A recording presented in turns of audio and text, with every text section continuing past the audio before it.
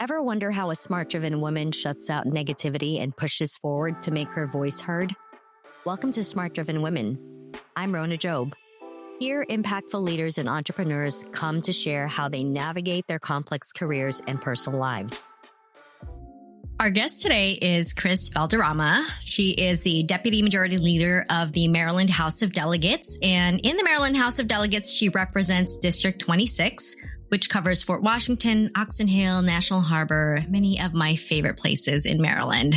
She was instrumental in introducing and getting past the paid family leave and equal pay for equal work in Maryland. And she's also been a public servant most of her life and truly believes in making a difference in our community. Kris, welcome. Thank you, Rona. Glad to be here. So excited to be here with you. Now, I'm going to start off with some rapid fire questions for our listeners to get to know you a little bit better. So what city do you live in and who's in your household? I live in Fort Washington, Maryland, and my household is of 5. My father lives with us, my husband, and my 2 daughters. Nice. And myself. And yourself, of course. Coffee or tea in the morning? Really, neither. But I do prefer tea. If you really want to know what I drink wheatgrass. In the morning? Yes. I should have a third option. Coffee or tea or ACV. Something super healthy. Yeah. Oh, I love the ACV. What's the last book you finished? Oh, God. Becoming? Oh, good book. Yeah. Yeah. Did you do the Audible or The hardback. Yeah, I'm old school. As folks know on this program, I am not the most tech savvy. So having said that. One word to describe your leadership style. Awesome. Awesome. Favorite app on your phone? IG? Instagram? Nice. Podcast or audiobooks? I have confession. I've never tried an audiobook, and this is my first actual participating in a podcast. Oh, nice. Nice. Next one. Who's a professional role model for you? My father. One cause you are passionate about? Women's issues. Mountains or beach for vacation? Beach. Best career advice you've ever received? Your word is your bond. Ooh, I like that. I like that. Especially in this field over here. And what policies or initiatives are you most passionate about right now that directly impact women? So right now, Maryland is facing a really huge budget deficit. And so with that said, a lot of factors are being negatively impacted. With that said, family care, very important. Health care, also another very big component. When you say women, yes, it affects women because most women, not all, are the caregivers or those who take care of the household and family. And so women are definitely negatively impacted. So that's the all-around answer I'll give for that because it encompasses so many factors with that. It makes you kind of sad sometimes when you think about that, right? I mean, you're proud of the advancements, but at the same time... Oh, yeah, absolutely. And it's not helping us on the state level in many legislatures throughout the nation because of what is going on or not going on the Hill and with the new administration. And so that's putting a lot of work, even more so. I feel like the states have always been very, obviously do their work and has to do the work because things aren't getting done. But with this whole new era that we are in, the states exponentially risen way beyond we would have expected. Let's just say that.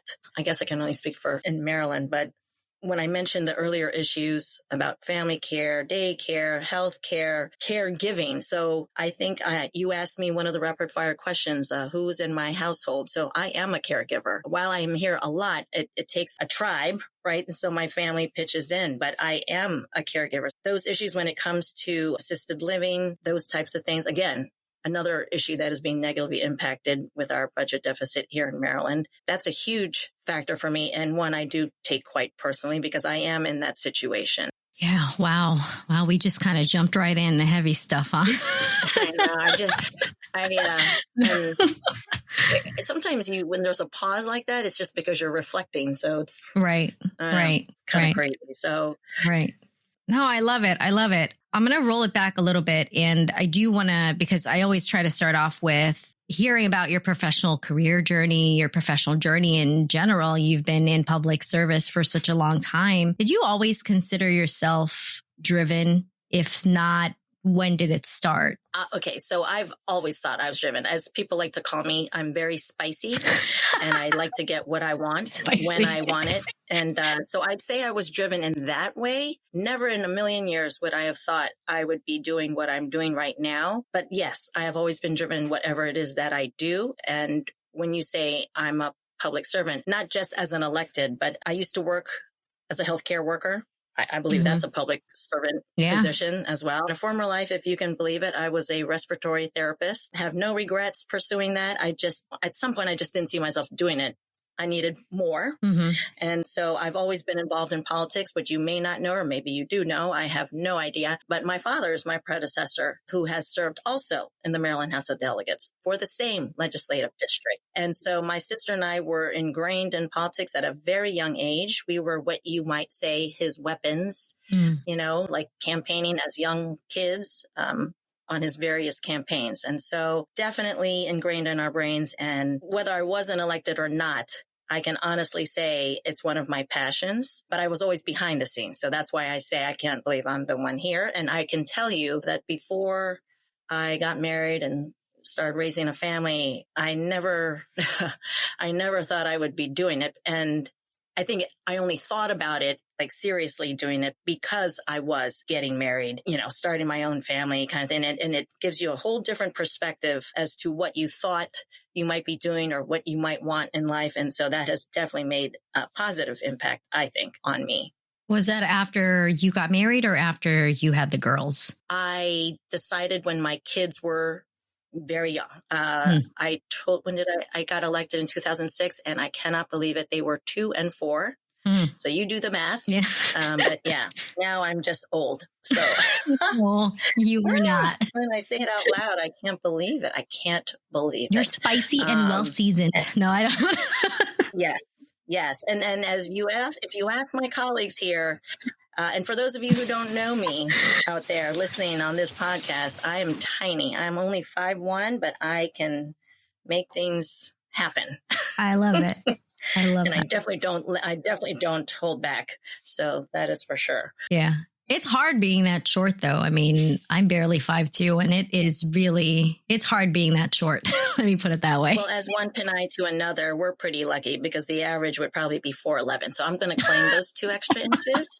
I'm good. You talked a little bit about, and I've always been curious about this because I did know that your dad was in your seat before you. He was your predecessor. And I have always been curious, like, what was that like growing up, sort of helping with the campaign, seeing sort of the good, the bad, the ugly of what's involved in being in the Maryland House of Delegates. And still you went into it, right? Right. What was that like as a child? And I know we talked a little bit about that transformation afterward, but what was that like as a child? Yeah, I will tell you, at least for me, but I know my sister felt the same way. We were like, what is this? Like, what is he getting into? And why do we care? Like, that kind of thing. But I will tell you, for those who have met my father, he's still alive. He just turned 92. He is a staunch advocate. I mean, if ever there was someone who was passionate about it, it would be my father. And so we always, we would question him, like, what is this that you're doing? And why? My father is by background an attorney, right? So that's, I mentioned that because I perceived this position as a legalese, and you had to have that kind of background in order to pursue this path. But, what do you know? You're a little kid. I mean, when I say little, not that little, but young enough where I didn't understand it was a citizen legislature, which I totally understand, when I got involved later in life. But everyone, and maybe you're not surprised, but I have some of my closest friends who I grew up with who always like, what? You're getting into that? You're not a lawyer. I'm like, well, you don't have to be a lawyer. You just have to be, passionate about public service and what have you. And so I will say it was very strange. And then once we got involved, and like I said, I was always behind the scenes. My sister and I, we never really delved into what it entailed, right? Until my father taught us. And I will tell you, he talked about us pursuing this same path at some point in our lives, like constantly. I mean, like any Filipino parent, like just on. And we're like, no, like we support you. We're passionate about it, but it's not going to be us. And wouldn't you know, when as time went on, it happened. I'm not gonna lie. I decided to do it, but I was nervous. I was shocked that I was even considering it. But so I was raised in the legislative district that I represent. So I've never left. I don't know if that's good, bad, sad. I don't know. But everyone says it's a great thing. So it is. I'm lifelong. Yeah. I'm lifelong Prince George's County, District 26. Like I've never moved anywhere, which now that I say it out loud is kind of a bummer that I didn't. But I have no regrets. And so I came from the district and I know the district. And so I'm glad I did because I love it. And for any of those listening, it's definitely not for the finances or economy because we're public servants. So we're not out here making 6 digits or anything, yeah. What advice would you give to women who are considering entering politics, particularly women of color, but feel kind of overwhelmed by not just the people that are in the room, but also the challenges of how to even get started? How do I even do, A, B, or C? I'm always telling young women, and it can be any women, but especially, our younger generation, that if this is seriously something you're considering and pursuing, you definitely have to be strong. And I don't mean physically, I mean mentally, right? Mm-hmm. You need to not carry a chip on your shoulder, and you need to be able to absorb and take whatever's being thrown at you, right? So I never call myself a politician. I call myself a legislator because I feel politician comes with a negative connotation. Right. Yeah. And that people, and especially with what's happening, over the years and currently, some people just have a bad taste in their mouth when they meet someone in politics. But I would tell those women, especially those of minority communities, we need you. Not just to represent your culture, your community, but we need to be seen because it can't always be that man's world, right? And unfortunately, there are still areas where it's the good old boy, mentality. I feel like Maryland, I know I sound biased because I represent in Maryland, but I feel like we do a really good job of making sure women are the woman, right? We're the man. So what other things I would say to women who want to pursue this and in leadership? I'd say don't allow the distractors to hate, right? Because there's always women who are going to say, well, why are you doing that? That kind of thing, which really still happens to this day, unfortunately. Mm-hmm. I would also say you want to lead, and like in my case, I tried to mentor as many women as possible. So I always say to them, whatever it is you're fighting for, your goals, your issues, do so with dignity and respect for others, right? Mm-hmm. While leading. So as to have others join whatever that mission it is for you, you want them to join whatever it is, how you're speaking to people, always with class and dignity and respect. Because I will tell you, I've heard commentary here over my tenure from male colleagues who are like, oh, wow, you women are crazy. You just, they say it jokingly, quote unquote, mm-hmm. But it's a rhetoric. But I know they mean it. But I just take it and move on. Don't let the distractors hate. And then I would also finally say that women tend, and I'm going to emphasize tend, to follow rather than lead in many respects. But I think we should always strive in whatever it is you're pursuing, but especially in this field, always strive to lead. And I know that's hard to do sometimes. Once you realize what it is that you're trying to pursue, whatever that goal, that issue, that measure that you're doing here, it's worth the strive. Yeah. I'll say that. You mentioned that women tend to be followers rather than leaders. What do you think holds women back from stepping into leadership? From observations of my fellow female colleagues, not many of them, though, I will say. We have many women here in leadership, but I will say my guess would be, I think it has a lot to do, Rona, with like your upbringing too, just as a person, not as a legislator or politician. It's like it's ingrained in your mind. Like, how were you brought up? Were you, dismissive, submissive? Like sometimes there's women who are raised and it's like, okay, you just stay quiet and go along with the whatever it is that you're going along with and don't cause any trouble. Or another issue could be, well, I'm afraid I'll get backlash, and again, I'm using politics as the example here, right? Oh, okay. I don't want to say anything because, my bill might not move. Forgive me if I'm not using the terminology that I should be doing, but I think that's a big issue when people want it, when women want it, but then are apprehensive in pursuing it because they're afraid they're going to piss somebody off, or they're going to get a bad reputation. Oh, there she goes ranting and raving, blah, blah, blah, or who knows what the many reasons are. But I want to tell those women, do not hold back, especially if it's something you want, you want to pursue, because if you don't do it, then how could you possibly lead? How could you possibly lead and make others follow? Right. I find that a catch-22 there, if you will. Yeah, it is. And it's a lot of external factors, right? I feel like you're describing kind of the way women were brought up in the 70s and 80s. I mean, even before that, that would be me.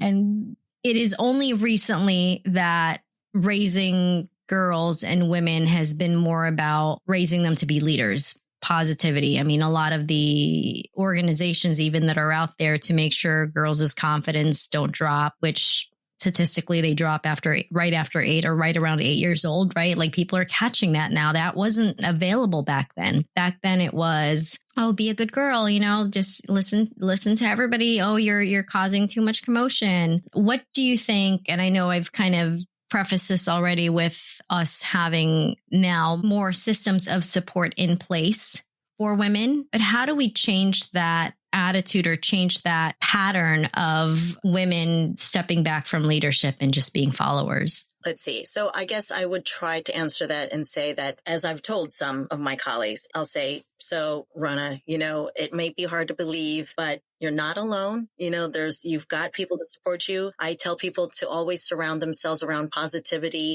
to surround yourselves with those who support and uplift, right? Your goals, your mission, and not bring you down. That helps. I think that's one way to do that. I think another would be to show our male counterparts and how they do, right? And to say, we can do better. Because I think I've done that one time. But in all seriousness, yeah, I mean, obviously I don't have the panacea as how to make that change, but I think you can start with just surrounding yourself with people who are of the same mindset. Right. If you're surrounding yourselves with people who are just haters and distractors and saying, oh, well, wait your turn, it'll come. Well, no, it won't, because how will it come if you're not voicing what you want? Right. At the same time, I will say there's ways to do that, right? You can voice it, but in a way, and that's how I'll circle back to my roundabout answer earlier when I was saying you want the right person, right? Because there's so many personalities here. I'm speaking for Maryland, so many just across the rainbow. And it's a lot to balance those personalities and supporting each one of us up here. And I'm referring to all of us, the men and women, but as a woman, I'm focusing more on the women up here. Can you imagine trying to handle all the women legislators with all the various personalities from all different backgrounds, right? From rural to urban to suburban. It's a lot, right? So I say all that to say, I'm being repetitive now, but if we just surround ourselves and make sure we do it and say what we want, maybe it never happens, but better to put it out there than not, right? So nothing fancy. I'm curious, for your daughters, how has being a mom kind of led and guided the way that you lead at work? How has your passion for the work that you do guided you in the way that you've raised your family?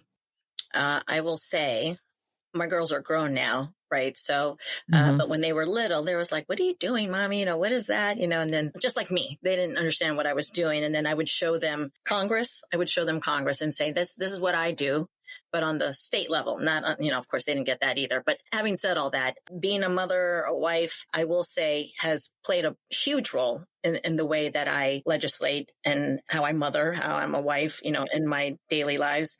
I will tell you, one of the measures that I told you I was working on, the equal pay for equal work legislation. So I have 2 daughters. Like I said, they're grown now, but that particular issue was really near and dear to me because as a mother of 2 girls, right, you can only imagine what's going through my head, working with my colleagues on that legislation, because unfortunately, even to this day, women still aren't on an equal paying level with our male counterparts. So when you ask, how does it affect me as a mother or as a wife? 100% so. Everything I do up here with my colleagues, I always think about how will that affect my district, the families in my district, me, right? Because I'm basically everybody else. I just have the humbling honor to be the representative, right? So, but it affects me just as much as it affects everybody else. So I will say, I don't regret doing what I'm doing, but I do regret that at one point my girls confessed to me when they were mid-adolescent, I don't know, somewhere around there. They weren't hateful or anything, but they did share with me, because I always told them to never hold anything in and to share with me and my husband, their dad. They said that I was never around, which I do feel bad about, because at the time when I was doing this job, I also had a full-time job, which was the money-making job, by the way. No one is running for office to make money. Yeah. I'm not, for sure. That's a fact. And so between this job and the other job, I was, for lack of a better description, a part-time mother and wife. So in order to do this job, you need the support system, of which I'm grateful that my family is that, right? So that I was able to pursue something that I wanted. And while I was disheartened that they were hurt, because they never said it until later in life, that I apologized for that, but I did not apologize for the work that I was doing, because that it would affect them in a positive way, and they realize that now. And so they're supportive. And would they ever get into it? No. Right. So one last question. I know we're running out of time here, but I like to ask advice questions at the very end to other smart, driven women, not necessarily in politics, not necessarily in the legislative field, but for the smart, driven women listening to this who are still building their careers, still trying to find what a good cadence is in being passionate about their career, but also being a caregiver at home. What advice would you give them if they're currently struggling and sort of not being able to see the forest among the trees? Okay. So I feel like I may have already answered that. I feel like I might have already earlier in our conversation. But again, I feel like that would be, you're not alone. Like because I've been there, right? So surround yourself with positivity. Again, repetitive, but I think very important to be repetitive on this issue. Be around positivity and those who support. You don't want to be around people who would just distract and hate, right? Because then all of a sudden your mentality will be focused on that. And then you won't be able to see further beyond the trees, because you're listening to all the negativity that's around you. So I feel like don't be afraid to reach out. Know that there is someone out there that will support you and help you, whether it's job-wise, emotionally, what have you. I think that's very important not to hold back, especially as women, because even though I said we tend to follow and not lead, we also tend to keep our feelings and suppress our feelings and our emotions because we're afraid of what may be said or how people will react. And I think we're way past that. Like at this point, especially with what is going on in the world right now, we need to unite even more than we have in the past. So with that, I would say that's the best advice I think I can think of. Well, not think of. That's what it's almost like a mantra of mine. It's like surround yourself with positivity. Yeah. We want to uplift, not bring down, right? We don't want the crab mentality with the no pun intended, because Maryland's known for crabs. Yeah. We don't want that. So for sure. I mean, it sounds like find support, stay away from the haters and the distractors, and surround yourself with positive folks. I love it. Kris, thank you so much for coming on. I really enjoyed our conversation. How can folks find you and how can folks connect with you after this podcast? Oh, sure. Absolutely. So on Instagram, you can find me at Kriselda Valderrama. And those for you on Facebook, Kriselda Valderrama. There is no fancy, platform names that everyone does. Straightforward. I'm verified. You can find me there. And if folks want to email me, you can get me at Kris@KrisValderrama.com. Awesome. Again. And I hope I hear from somebody. That would be awesome. Yeah. I mean, I hope, but one never knows. Yes. And my door here in Annapolis is always open. Thank you, Kris. Thanks for coming on. And I'm sure I'm going to see you around. Yes. My pleasure, Rona. Thank you for having me. And to all you women listeners, strive, strive, strive. You will succeed.